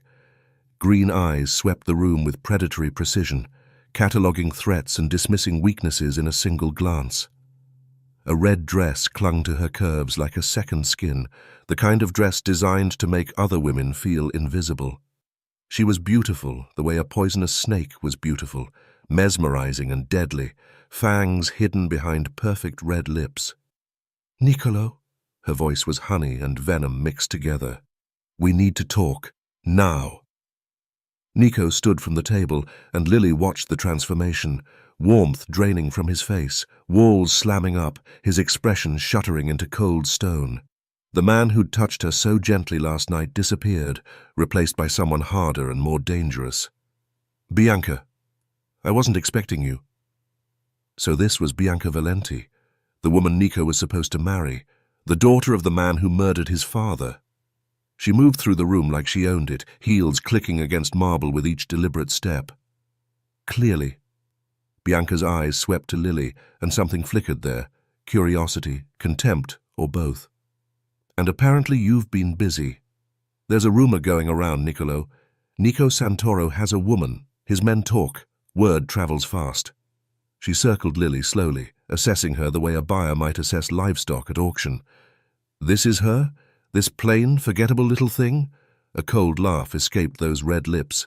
"She looks like she should be filing paperwork in some sad government office, not playing house with a mafia boss." The words landed like slaps, and Lilly felt herself shrinking under that venomous gaze. All her newfound confidence evaporated, leaving the old insecurities exposed and raw. "Bianca." Nico's voice carried a warning sharp enough to cut glass. 2 months, Niccolo." Her composure cracked, revealing something almost like desperation beneath the ice. "My father has waited 2 months for you to set a wedding date. His patience is gone." The room went completely still. Even the air seemed to stop moving. She told him the rest in clipped, urgent tones. The attack on Christmas Eve was just a warning shot. The next one wouldn't miss. He had 1 week, 7 days, to take action on this wedding. Otherwise her father would destroy everyone he loved. Rosa, Enzo, his men, and his little pet lawyer too. "Is she worth it?" Bianca's eyes landed on Lilly with something that might have been pity. "This ordinary girl with nothing to offer? Is she worth your mother's life?" Enzo appeared in the doorway, his usual grin replaced by cold steel. "That's enough, Bianca." "Stay out of this, puppy." But there was no real heat in her voice. Beneath all that polish and venom, she looked tired, scared even. "Enough." Nico's voice was final as a closing door. "I heard you. Now leave." Bianca walked toward the exit, then paused with her hand on the doorframe. 1 week, Niccolo. That's all I could buy you. For what it's worth, I don't want to marry you either. But I'd rather be your wife than watch my father burn this city down." The door closed behind her. Silence filled the room like floodwater. Bianca found her in the hallway 10 minutes later. She fell into step beside Lilly, caught her arm, not bruising, just firm enough to stop her. "I wasn't finished." She leaned against the wall, some of that perfect composure slipping away. She didn't want Nico, she admitted, never had. But her father wanted this alliance, and what her father wanted, he took. The alternative was a bloodbath. Lorenzo killing everyone Nico loved, Nico retaliating, a cycle of violence that would never end. "You're not his type, you know." Bianca's gaze swept over Lilly, clinical and dismissive. "He goes for women like me, polished, powerful, cold. You're soft, warm. You don't belong in this world. Maybe that's exactly why, or maybe you're just a distraction." Bianca pushed off the wall, smoothing her dress. "A warm body while he figures out how to destroy my family without marrying into it." She started to walk away, heels clicking against marble. 1 week, little lawyer. After that, either there's a wedding or there's a war, and soft girls don't survive wars. She disappeared around the corner, leaving Lilly alone with her thoughts and a cold knot of fear growing in her stomach. The library was dark, except for the fire crackling in the hearth. Everyone else had gone to bed, and now it was just the two of them, sitting on the floor in front of the flames. "Why don't you just marry Bianca?" The question came out before she could stop it, and she felt him go still beside her. "All your problems would be solved. No war, no bloodshed, and she's beautiful." She swallowed hard, forcing out the last part. "If you marry her, the threat against me disappears too." Nico rose slowly, crossing the space between them with that predatory grace. He stopped in front of her, tilting her chin up with one finger, his thumb tracing her cheekbone. "You want me to marry her?" His voice was soft, dangerous. "It's the logical choice, isn't it?" She looked up at him with wide eyes, trying to sound reasonable even as her heart raced. He smiled. The sight hit her like a physical blow. This man who rarely smiled, whose face was carved from ice and stone, when he smiled, he became the most devastating man she'd ever seen. "I don't like Bianca," he said simply, his thumb still stroking her cheek. "The woman I want is you." "You didn't even know me 6 days ago." Her voice came out breathless despite her best efforts. "You still don't know me." "Doesn't matter." His eyes burned into hers. "I've known you 6 days, and I want you." "You're like a child who wants a toy," she said, pulling back from his touch, anger flaring. "I doubt you even know what love means, and I'm not your plaything." "Yes, you are," he murmured, stepping closer, lowering his lips toward hers. "And you enjoy every second of it." His breath was hot against her mouth. "Besides, you're going to be my wife. I told you. You're mine. And in 3 days, you'll be underneath me wearing nothing but that black lace." Her palm connected with his face before she even realized she'd moved, the crack echoing through the silent room. Instant regret flooded through her. She hadn't meant to, but he was already pulling her against him, his mouth crashing onto hers with a hunger that stole her breath. Not gentle, not asking, taking, and God help her, she was kissing him back, her fingers fisting in his shirt, her body arching into his. When they broke apart, both gasping for air, her lips were swollen and her head was spinning. "I thought my first kiss was supposed to be unforgettable," she whispered, still pressed against his chest. "After that slap?" A rough laugh escaped him, his forehead resting against hers. "Trust me, it was." His hand came up to cup her face, thumb brushing her swollen lip. "And when you look at me with those big eyes, when you're this close to me, how long do you think I can resist?" She pulled back, putting distance between them, her heart still racing. "If you think I'll be with you without love between us, you're wrong." Silence stretched between them, thick and electric. Something shifted in his expression, shock maybe, or respect, or something deeper she couldn't name. The predator in him retreated just slightly, making room for something almost human. "Love," he repeated, tasting the word. "Is that what you want, Bambi?" "I don't accept less than I deserve." She lifted her chin. "And neither should you." He stared at her for a long moment. Then, slowly, that dangerous smile softened into something that made her chest ache. "You really are different." The fire crackled. Outside, snow fell soft and silent. He stepped back and turned toward the door, but paused at the threshold. "Bambi? What?" "I'll learn to love with you." Then he was gone, leaving her with racing heart, burning lips, and the terrifying realization that she wanted him to learn. The dream was still burning through her when her eyes flew open. Nico's hands sliding up her thighs, rough and possessive, spreading her legs apart. Nico's mouth hot against her neck, teeth grazing her pulse point while his fingers hooked into the waistband of her panties. Nico's voice in her ear, low and commanding, telling her she was his, only his, always his, while his hand slipped between her thighs and found her wet, aching, desperate. The weight of him pressing her into silk sheets, his body covering hers like a brand, and she was gasping his name, arching into his touch, begging for something she'd never had but suddenly needed more than air. She jolted awake with her heart slamming against her ribs and heat flooding her cheeks as she realized where her hand had drifted during the night. The expensive sheets were tangled around her legs, damp with sweat, and between her thighs she was aching, throbbing, slick with want for a man who had kidnapped her, threatened her, and kissed her like he wanted to consume her whole. She pressed her burning face into the pillow and groaned. 7 days ago she'd been a virgin who'd never been properly kissed. Now she was having dreams that would make a romance novelist blush, waking up flushed and desperate in a mafia boss's guest room. The note on her nightstand caught her eye, folded paper tucked beneath a steaming cup of coffee that hadn't been there when she'd fallen asleep. Sharp, masculine handwriting. "You were right. I'm learning. Nico." He'd been in her room while she slept, while she dreamed about him doing unspeakable things to her body. Had she moaned his name, made sounds, touched herself while he stood there watching? She wanted to crawl under the covers and die. The office was chaos when she arrived. Papers everywhere, file boxes stacked against walls, tension thick enough to choke on. Nico sat behind his desk, those ice-blue eyes tracking her across the room.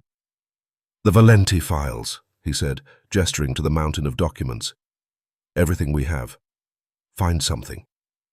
She rolled up her sleeves and got to work. Hours blurred together, contract after contract, shell company after shell company. Her eyes burned, her neck ached, but she kept searching. And then she found it. "Nico." Her voice came out sharp, electric.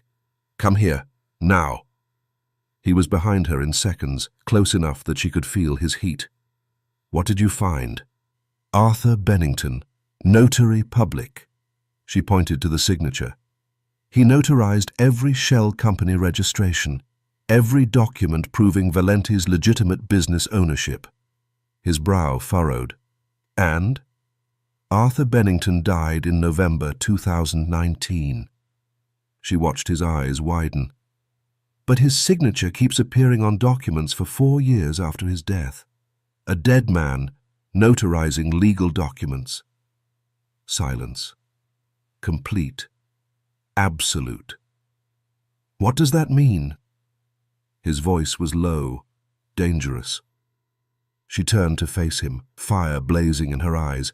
"It means every shell company, every offshore account, every business front the Valentis own, none of it is legally valid. One phone call to the DA, and they freeze every Valenti asset within days. No trial, no lawyers." She leaned forward. "Everything Lorenzo built. Gone." Enzo shot out of his chair. "Holy shit, Bambi." Marco made a sound almost like a laugh, respect flickering in those cold eyes for the first time. Rosa appeared in the doorway, and Enzo grabbed her shoulders. "Nonna, Bambi just destroyed the Valentis with paperwork." But Lilly wasn't looking at them. She was looking at Nico. He stood frozen, pride and hunger burning in his expression. His hand came down on her shoulder, warm and heavy, electricity shooting through her. "Your lawyers looked for years," she said, holding his gaze. "I found it in 4 hours." His grip tightened. "Because you're not like them." "No." She lifted her chin. "I memorized every loophole, every precedent. No one listened because I was young and female and poor." Her voice hardened. "But I was always this good. I'm listening now." "Good." She smiled, sharp and triumphant. "Because I'm about to hand you Lorenzo Valenti's head on a legal platter." She found Enzo in this garden that afternoon, smoking and staring at the snow with an expression she'd never seen on his usually cheerful face. He patted the bench beside him.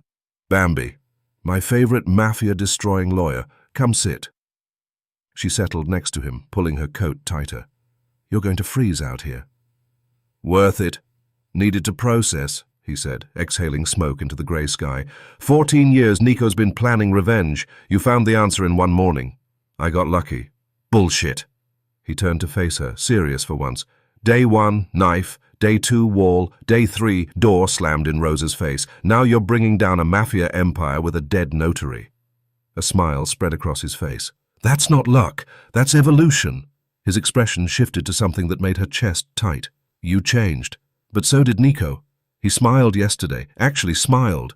He stubbed out his cigarette. 24 years I've been alive, watching my uncle. Never once seen him smile. Until you." "Enzo." "You're making him human again," he said, squeezing her hand. "Just don't break him. I don't think he'd survive it." The rest of the day passed in fragments that made her heart ache. At lunch, Nico brought her food himself, fingers brushing her arm, lingering for just a moment before pulling away. His jaw tight with restraint, his eyes hungry, but he didn't push. In the afternoon, she caught him watching her from across the room. When their eyes met, he looked away first. Let her breathe. At dinner, he pulled out her chair, and Rosa beamed while Enzo cracked a joke about Uncle Nico finally learning manners. Instead of the usual glare, Nico just smiled, small and private, directed only at her. This is almost worse, she thought. The restraint, the patience, like a predator who's learned to wait for permission to strike. He found her on the balcony after everyone else had gone to bed. Snow was falling soft and silent, and she knew he was there before he spoke, felt him like a change in pressure, like gravity rearranging itself around him. "You'll freeze." His voice came from behind her, low and rough. "I like the cold. It helps me think." He moved closer until she could feel his heat at her back. His hand came up, hovering near her shoulder, hesitating. "Can I touch you?" The question hit her like a blow to the chest. This dangerous, possessive man, asking permission. She turned to face him. "What happened to, 'I take what I want'?" His jaw tightened. "You happened." The words came out rough, almost pained. "You said you want love. I don't know how to give that. I don't know how to be gentle. But I'm trying, Bambi. For you, I'm trying." Something cracked open inside her chest. "Yes." The word came out as a whisper. "You can touch me." His hand found her face, cupping her cheek with a gentleness that made tears prick her eyes. "I'm going to kiss you now." She didn't refuse. His lips met hers. No teeth, no dominance, just warmth and want.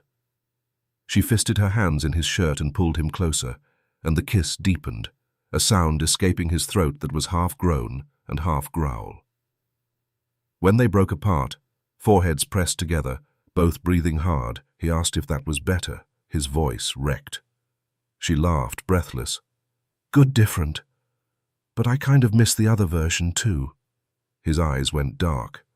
"Don't tempt me." "Maybe I want to tempt you." His grip tightened on her waist, fingers digging in just enough to make her gasp. "You're playing with fire." "You said I have fire in me." She smiled up at him. "Maybe I want to see what happens when we burn together." He made a sound like a snarl and kissed her again, harder, deeper, possession bleeding through. His hand slid into her hair, tilting her head back, and she melted into him. Then he pulled back, breathing hard. "We need to move tonight. The evidence won't wait. If Lorenzo finds out what we have, he'll destroy everything." The drive to the DA's office was silent. Lilly sat with the folder of documents in her lap, enough to bring down an empire, enough to put Lorenzo Valenti in prison for the rest of his life. She stared out the window at the city lights blurring past, her mind racing through everything that had happened in the past week, enough to put Nico there too, if she wanted. The black SUV pulled up in front of the building, its engine humming in the cold night air. Street lights cast harsh shadows across his face as he turned to look at her, and something in his expression made her breath catch. "I trust you." His voice was low and rough, stripped of its usual command. "I know you could turn me in too. Everything you have on the Valentis, you have on me. The kidnapping, the threats, the week you spent as my prisoner." His jaw tightened. "One word to the DA and I'm in handcuffs by morning." She didn't look at him, kept her eyes fixed on the folder, on the documents that held so much power. When she spoke, her voice was flat and hard. "You kidnapped me." Each word landed like a stone. "I haven't been home in a week. You held me against my will. I couldn't call anyone. Couldn't leave." Her jaw tightened with old anger. "I could tell them you're working with the Valentis, that both families are in this together, that you're just as guilty as Lorenzo." The silence that followed was thick enough to choke on. She could feel him watching her, feel the weight of his gaze on the side of her face. "Look at me, Bambi." She didn't move. "Lilly." Not Bambi. Her real name, spoken soft and raw. Something in the way he said it made her turn despite herself. Those ice-blue eyes were open in a way she'd never seen. Vulnerable. Exposed. No walls, no masks, no predator lurking beneath the surface. Just a man who was putting everything he had in her hands. "I'm yours." His voice was barely above a whisper, rough with something that might have been fear. "That's how much I trust you." She held his gaze for a long moment, something cracking in her chest that she couldn't name. Then she opened the car door and stepped out into the cold without a word. The hour inside felt like a lifetime. She handed over the documents, answered questions, watched the DA's expression shift from skepticism to disbelief to barely contained excitement as he realized what she was giving him, a case that would make his career, an empire built on forgery, a man who'd thought himself untouchable, about to learn how wrong he was.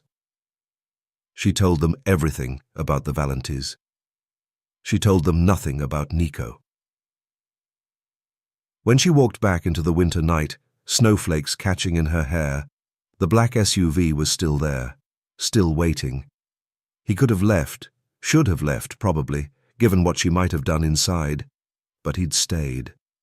She opened the door and slid into the passenger seat. The heater hummed.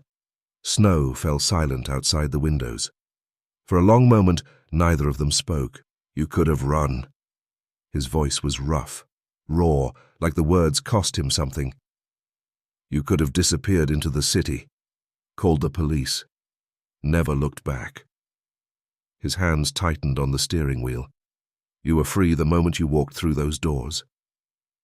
She met his eyes, those ice-blue eyes that had terrified her a week ago, that had haunted her dreams, that looked at her now with something raw and wondering and impossibly soft. "I want to spend New Year's Eve with you." Her voice was quiet but certain, and she watched something shift in his expression. Shock, hope, the beginning of something that looked terrifyingly like love. "With you. With Enzo and Rosa. With a warm family." She reached over and took his hand, lacing her fingers through his, feeling the calluses and the strength and the warmth of him. "Take me home." The mansion had transformed overnight, fairy lights everywhere, candles on every surface, the smell of Rosa's cooking wrapping around Lilly like the warmest hug she'd ever known. She stopped at the bottom of the stairs, hand pressed to her chest, and just breathed it in. 7 days ago, this place had been her prison. Now it sparkled with warmth and something that felt terrifyingly like home. Rosa found her standing there with tears in her eyes and immediately cupped her face. "Bella, you look like an angel," she cried, pulling Lilly into the kitchen where Enzo was stealing mozzarella.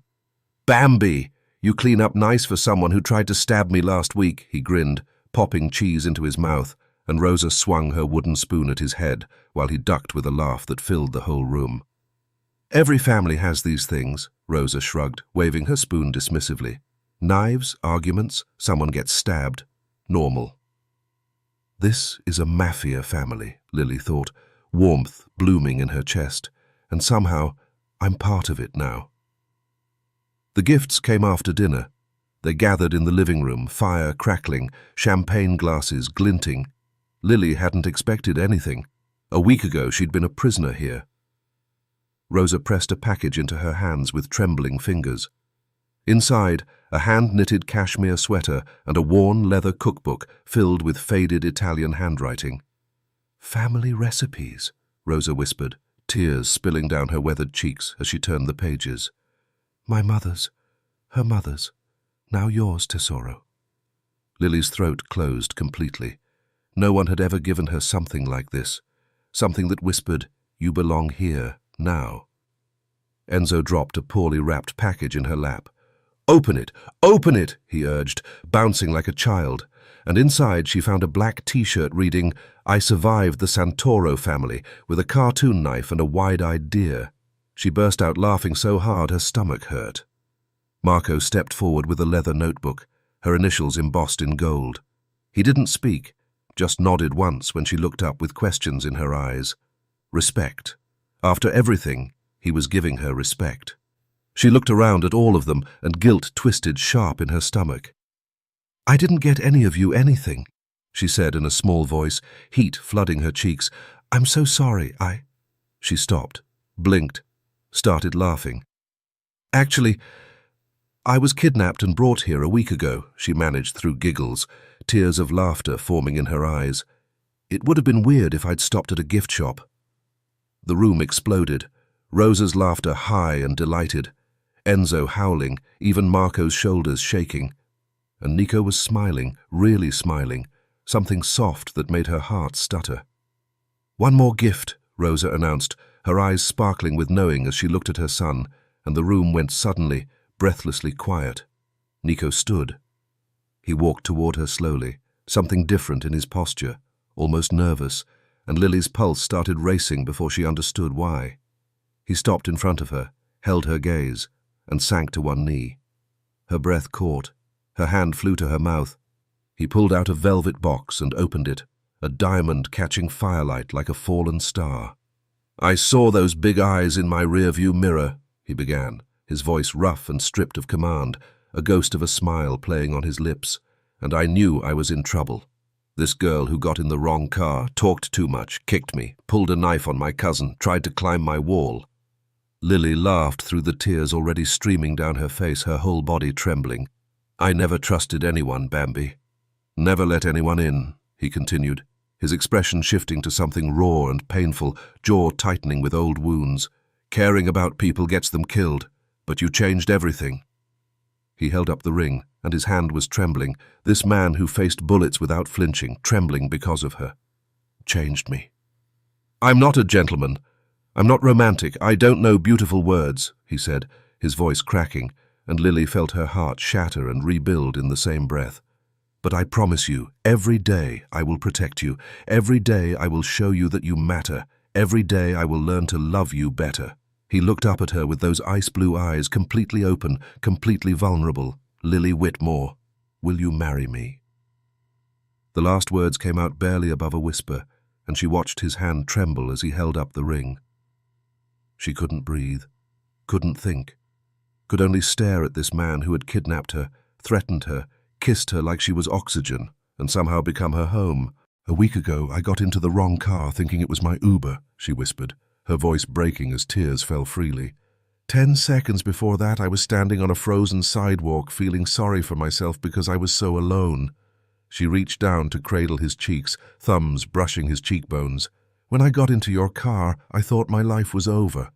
A sob escaped her throat, but she was smiling through her tears. "But life is strange, Nico. So strange. I never imagined that the wrong car would give me a family, would give me love, would give me you." Her whole body trembled as she looked into those ice-blue eyes. "Yes. God, yes. I'll marry you." He slid the ring on, perfect fit, and then he was on his feet, lifting her, spinning her, his mouth finding hers while Rosa sobbed and Enzo whooped and Marco actually clapped. "Bambi Santoro," he murmured against her lips when they finally broke apart, his voice reverent and possessive all at once. I like the sound of that. She went to her room at midnight, still floating on champagne and happiness. The door opened behind her. Nico filled the doorway, eyes dark with hunger, and he crossed the room in 3 strides and pulled her against him without a word, kissing her like she was the only thing keeping him alive. "My future wife," he growled against her lips, and heat flooded her entire body as her knees nearly buckled. She kissed him back desperately, fingers fisting his shirt, body arching into his. A week of almost, of dreams that left her aching, all crashing over her now like a wave. He lifted her effortlessly and carried her to the bed, laying her on silk sheets with a gentleness that contradicted his burning eyes. His body covered hers, and she could feel every hard line of him. "Nico," she pulled back, breathless, heart pounding against her ribs. "We don't know each other that well." "We will," he promised against her neck, kissing her jaw, the spot behind her ear that made her gasp. "Every day. For the rest of our lives." "I'm never quitting my job," she managed, as his hands slid under her shirt, the words fracturing. "I'm a lawyer." "I'll build you an office," he murmured, fingers tracing her ribs. "Best in Manhattan, your name in gold." "My friends stay in my life," she gasped, as his thumb brushed her breast. "You can't forbid." He silenced her with a kiss so deep she forgot her own name, and when he pulled back, his eyes were burning. "No more talking, Bambi," he commanded, his voice gravel and smoke. "Focus on my hands, my mouth, what I'm about to do to you." "Nico," She trembled, vulnerability cracking her voice open. "I've never done this before." Something tender broke through the hunger, and he cradled her face with impossible gentleness. "Give yourself to me," he whispered, lips brushing hers like a prayer. "Let me show you what love feels like." He undressed her slowly, reverently, his mouth following his hands, shoulders, stomach, hips, until he reached her underwear and stopped. Black lace. A slow smile spread across his face, and he looked up at her with those burning eyes. "I told you 3 days ago this moment would come," he murmured, fingers tracing the edge of the lace against her hip. "You wore it for me." Her cheeks flushed crimson. "I didn't. It was the only clean—" "Liar," he whispered, pressing a kiss to her stomach, and she stopped trying to explain because his mouth was moving lower and she couldn't think anymore. He undressed her completely, reverently, his mouth following his hands, hips, thighs, until she was trembling with need. "Are you sure?" he asked. His voice strained with restraint, and she pulled him down and kissed him, whispering against his mouth that she'd never been more sure of anything. The first moment was sharp. He held still, kissing away her tears, whispering beautiful, perfect mine. When she nodded, he moved, and pleasure built in waves until she was gasping his name, nails raking his back. "Lilly!" "You're mine," he groaned against her neck, and when they shattered together, something shifted inside her, like coming home after 24 years of being lost. She woke to sunlight and his body curved around hers, his arm across her waist, the ring on her finger, the delicious ache everywhere. This is real, she thought. This is my life now. They went downstairs hand in hand. Rosa took one look at them, Lily's flushed cheeks, Nico's soft expression, and burst into tears. "First breakfast of New Year, special!" The TV murmured until a name made Lily freeze. Lorenzo Valenti, arrested, federal agents, anonymous tip. "It worked," she breathed, turning to Nico with fierce triumph blazing in her eyes, her whole body electric with victory. "It actually worked." He pulled her close and kissed her forehead, telling her that she had done this. She had brought them down. Enzo stumbled in, hair a disaster. "After 14 years, he said, collapsing into a chair with disbelief written across his face. "It's over." Rosa crossed herself, crying. This wasn't just business. This was a wound finally healing. Breakfast was the happiest meal Lily had ever known. Enzo came back from the front door with a strange grin. 5 families outside. Rossis, Mancinis, Morettis, Lombardis, De Lucas, he announced, pausing for effect. They want Lily as their lawyer. Nico's expression went cold. He stood, pulling Lily against him. "Tell them my wife is not a Mafia lawyer," he said, steel in every word. "She's my lawyer, only mine." Lily raised her eyebrows at him. He sighed. "And her other clients, non-Mafia. Regular people," he added, jaw tight. "She's not getting involved in this world." "You won't allow it?" she asked, challenge flickering in her eyes. "I'm protecting you," he said, cupping her face, his expression softening. "I know you can protect yourself, but let me anyway, please." She saw the fear beneath, fear of losing her to darkness. "Okay," she whispered. "No Mafia clients. Just you." He kissed her soft and sweet, and Rosa started crying again. Later, Lily stood at the window, watching snow fall. Nico wrapped his arms around her from behind. "What are you thinking, Bambi?" "That a week ago I got in the wrong car," she said quietly, turning to face him. "Terrified, alone. Now I have everything." He asked if she had any regrets, his voice soft, and she shook her head, smiling up at ice-blue eyes that no longer frightened her. "Not one." He kissed her forehead, her nose, the corner of her mouth. "Welcome home, Lily. Thank you for listening to the very end. It really means a lot. I'd love to know where you're watching from. Leave a comment with your city or country. It always makes me smile to see how far these stories travel."